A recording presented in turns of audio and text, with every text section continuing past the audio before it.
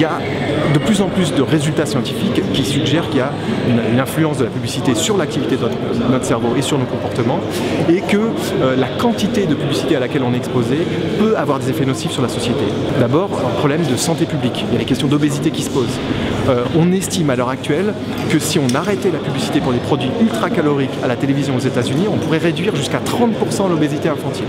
On sait aussi, ça il y a des travaux qui ont été faits, des études scientifiques, que la perception par une personne qui souffre d'obésité d'une affiche pour un produit ultra calorique active de façon anormale une partie du cerveau qui s'appelle le système de récompense. Il y a aussi des problèmes qui se posent en termes de surcharge cognitive. On est exposé, les estimations les plus basses, c'est à peu près 60 publicités par jour. Et on sait que dans certains endroits aux États-Unis, ça peut aller jusqu'à plusieurs milliers. Donc ça pose des problèmes.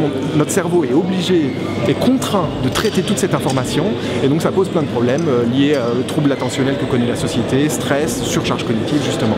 Notre cerveau traite l'information publicitaire, qu'on le veuille ou non, et qu'on en soit conscient ou non. Les publicitaires utilisent depuis très longtemps, depuis à peu près les années 20, des ingrédients, des connaissances scientifiques, des connaissances psychanalytiques, théories freudiennes sur l'inconscient, comment l'influencer, les connaissances en psychologie du conditionnement pavlovien, et plus récemment des techniques telles que le neuromarketing, en fait, qui visent à calibrer une publicité pour qu'elle active le mieux possible notre zone de récompense dans le cerveau et du coup qu'elle ait le plus d'effet.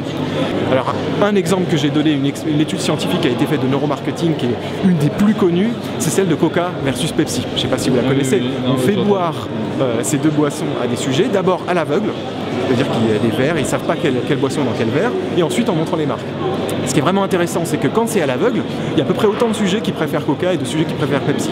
Et le fait de boire ces boissons active de façon à peu près similaire la zone de récompense dans le cerveau. Mais lorsqu'on montre les marques sur les verres, tout à coup, il y a davantage de sujets qui préfèrent Coca. Ça veut dire qu'il y avait des sujets qui, au goût, préféraient Pepsi, mais quand ils voient la marque, prétendent préférer Coca. Donc ça veut dire que la publicité a biaisé leur choix, les a influencés pour choisir le produit qui ne correspond pas à leurs préférences.